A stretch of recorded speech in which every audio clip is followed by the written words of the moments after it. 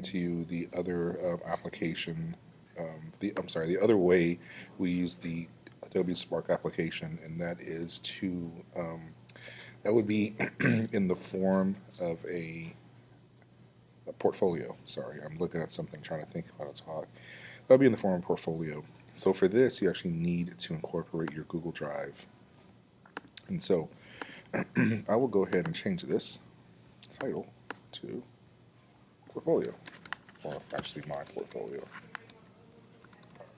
So what I explained to the class was this is kind of like a twofold type of application here.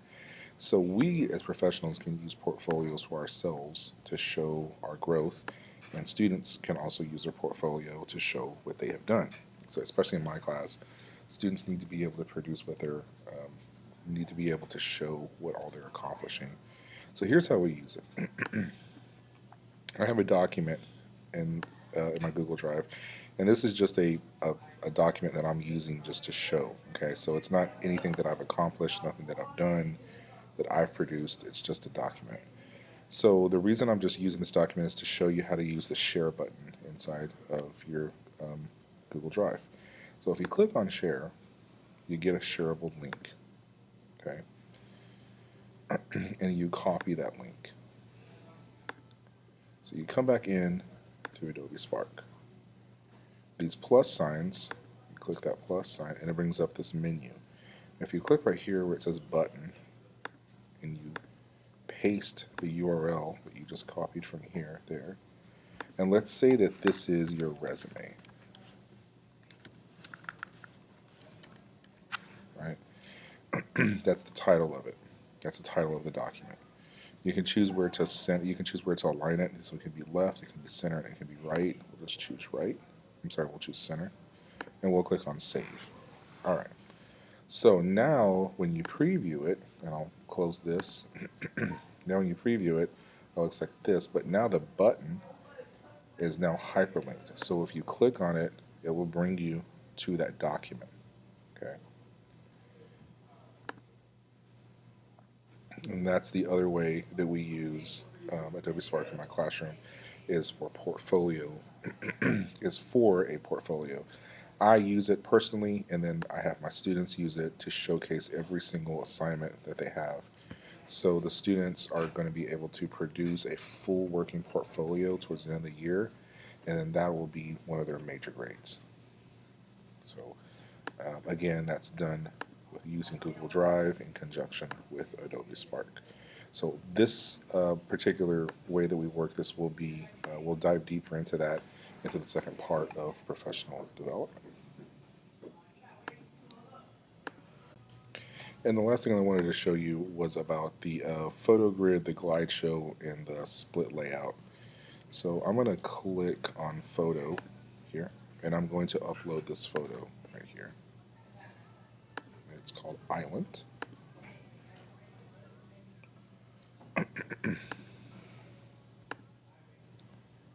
Alright, so there's my photo. Didn't know it was crooked, but okay. If I click on glide show,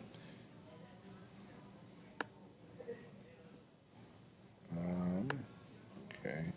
Well, sorry, not glide show, but if I click on, okay. So it looks like, well, I'll go ahead and upload them so you can see, or I'll pick some. It looks like we have to pick more than one for these other ones to work. So we'll find, and we'll say island. So we'll click this one, and we'll choose this one. Let it save. Just want to show you the difference between the two here. So you can click here and you can add a caption.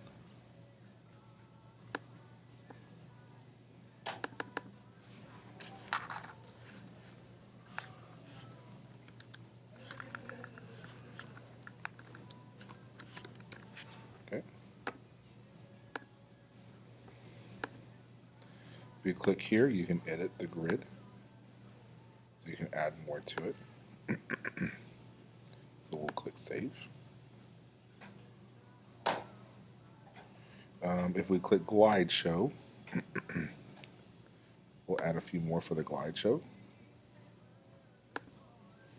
Okay, and you can see the difference now. The photos are going to be stacked on top of each other, and that's what the glide show looks like. Especially when you click save, the photos, you can see this is the actual photo grid. When you hit glide show, the picture actually becomes part of the background. So you could glide over it. You can also click right here on this plus sign and you could add text to it.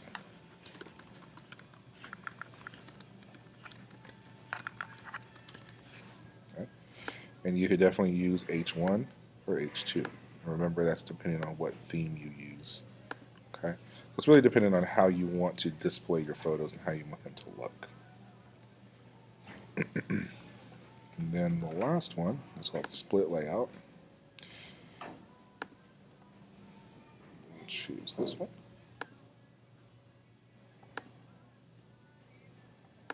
And we'll choose this one. And those are splits, and hence the split layout. Okay, and you can add a caption underneath it. And so those are the different views that you have for your pictures. We actually omitted working with video because Adobe Spark has a little bit of trouble rendering video, and more than half the class ended up with an error message. So there's another way to bring in video, and I'll show you that in class today using your Microsoft, using your Google Drive, not Microsoft. So, all right, I will see you in the second part of our professional development.